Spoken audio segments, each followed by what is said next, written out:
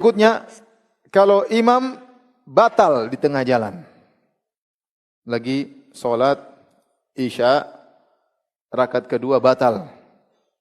Buang angin misalnya. Dia tahu dia buang angin. Mungkin yang lain enggak dengar, tapi dia tahu ya. Apa yang dia lakukan? Apakah dia lanjutkan sholatnya? Tidak boleh dia lanjutkan, karena dia batal apa? Sholatnya. Maka dalam hal ini, ada 4 kemungkinan yang bisa dia kerjakan jika dia batal di tengah jalan. Yang pertama, dia melakukan istikhlaf, dia tunjuk orang untuk menggantikannya. Dia batal, dia tunjuk, makanya yang di belakang itu harus orang pilihan. Dia tinggal tunjuk, suruh gantiin dia, boleh, kamu gantiin. Maka dia pergi, yang tadi digantiin, maka maju. Atau dia selalu sampaikan, kalau saya batal kamu yang ganti ya. Pengganti pertama, pengganti kedua, pengganti ketiga. Ya. Jadi mereka saling ngerti. Ini yang dilakukan oleh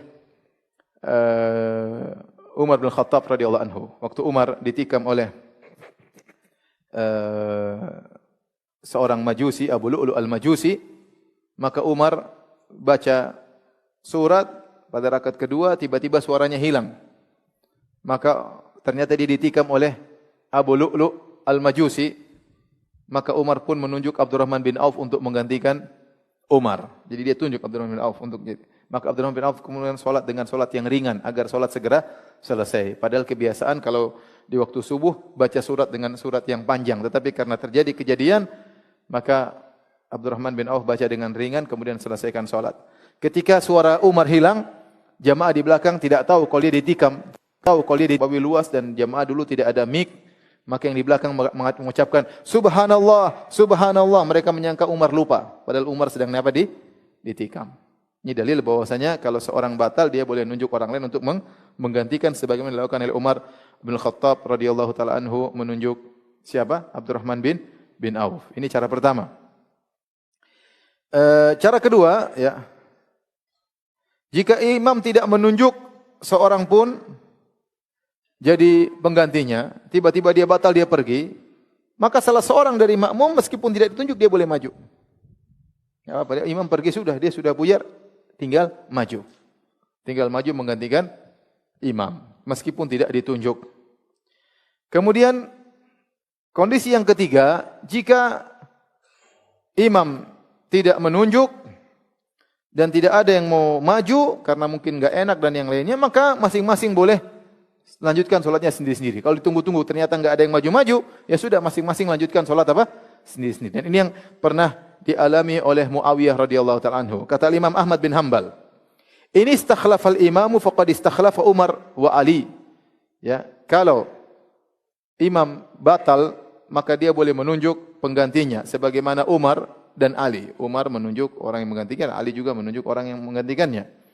Wa in sallau wahdanan, kalau ternyata imam tidak menunjuk maka masing-masing jamaah salat sendiri-sendiri menyempurnakan. Waqad faqad tu'ina Muawiyah wa sallan nas. Muawiyah waktu ditikam maka orang salat sendiri-sendiri. Jadi kisahnya Muawiyah ini radhiyallahu ta'ala anhu, ada 3 orang Khawarij, mereka berkumpul. Mereka ingin membunuh sahabat-sahabat Nabi sallallahu alaihi wasallam. Khawarij tersebut, 3 orang tersebut adalah Abdurrahman bin Muljim yang membunuh Ali bin Abi Thalib. Kemudian satunya kalau enggak salah Bakar bin Abdillah atau siapa ya, dia yang membunuh, yang ingin menikam Muawiyah. Yang kemudian yang ketiga adalah Amr At-Tamimi yang dia membunuh Amr bin As. 3 orang ini berkumpul ya, atau Al-Barak bin Abdullah, kemudian Amr At-Tamimi. 3 orang ini, Abdurrahman bin Mujim, Barak bin Abdullah, kemudian Amr At-Tamimi, mereka berkumpul dan mereka bersumpah, kita akan membunuh 3 orang penjahat besar di dunia ini. Kamu tugasnya bunuh Ali, Abdurrahman bin Mujim, Barak membunuh Muawiyah, Amr membunuh Amr bin As. Ali bin Abi Thalib di Kufah, Muawiyah di Syam, Amr bin As di Mesir. Maka mereka bersepakat bersumpah untuk membunuh 3 orang ini. Kapan? Di hari tanggal 17 bulan Ramadan. Karena mereka menganggap ini adalah ibadah yang sangat mulia, hendaknya dikerjakan di bulan Ramadan. 17 bulan Ramadan.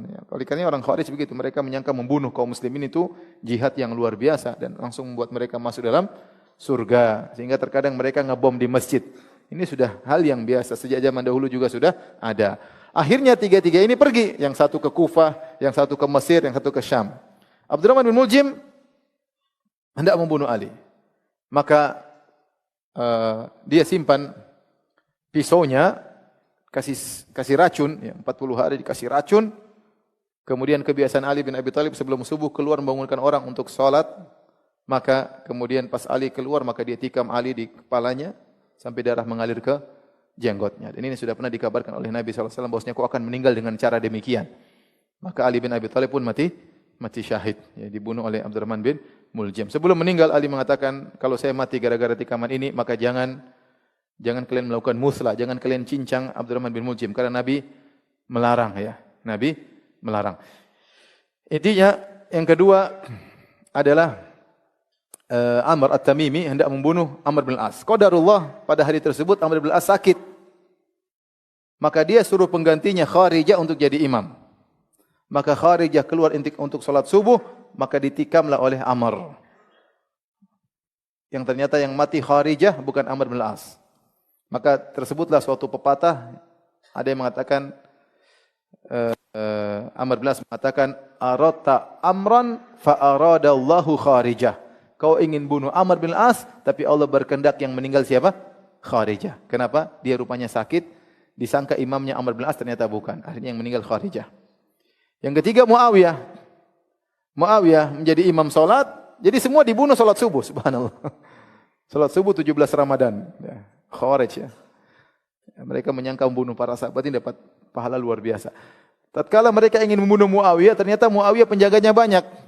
Akhirnya dia tidak mampu, maka dia pun menikam, kalau tidak salah mengenai pantatnya Muawiyah atau di atasnya sedikit.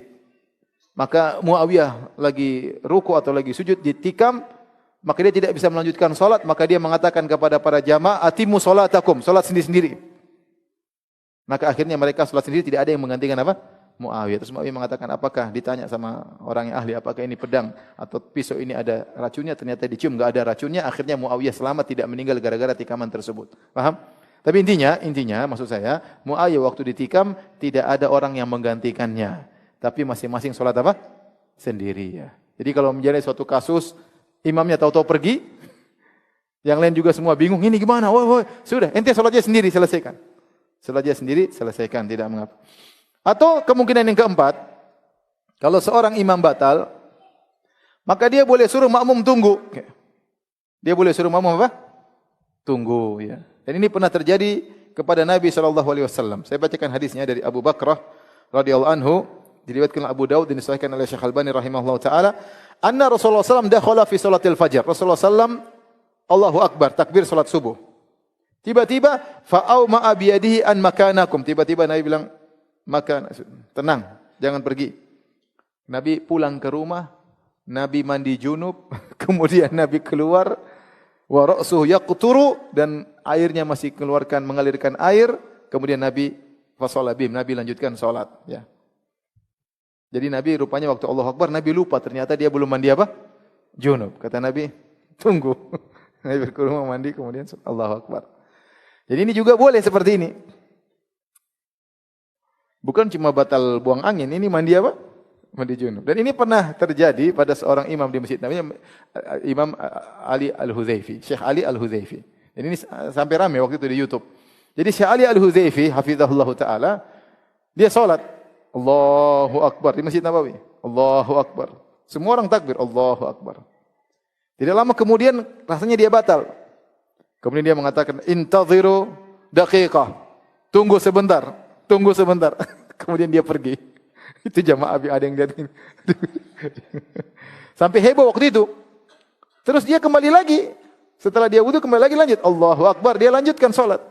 Itu sampai heboh, ini imam kok begitu, ada yang mencela, ada yang menghina. Ini menunjukkan Syekh Ali Huzaifi orang yang faqih. Dan dia ngajar di Masjid Nabawi, dia bukan orang bodoh, dia tahu apa yang harus dia lakukan. Ternyata justru itu yang benar. Yang komentar netizen yang bahlul, paham? Dan itu yang benar, ya. Jadi boleh, ya. Tapi kalau saya, mending saya suruh orang lanjutkan daripada nunggu saya mandi junub. Karena Nabi rumahnya kan dekat, rumah Aisyah, tinggal balik sebentar, kemudian balik mandi, bisa langsung lanjutkan apa? Salat, ya. Jadi ini yang bisa dilakukan oleh seorang imam kalau dia batal di tengah jalan. Dia bisa nunjuk orang gantikan, atau kalau dia tidak tunjuk bisa ada makmum yang maju. Kalau enggak, makmum bisa melanjutkan sholat sendiri-sendiri sampai selesai. Ya, atau kalau terjadi sesuatu dia wudu, dia balik lagi.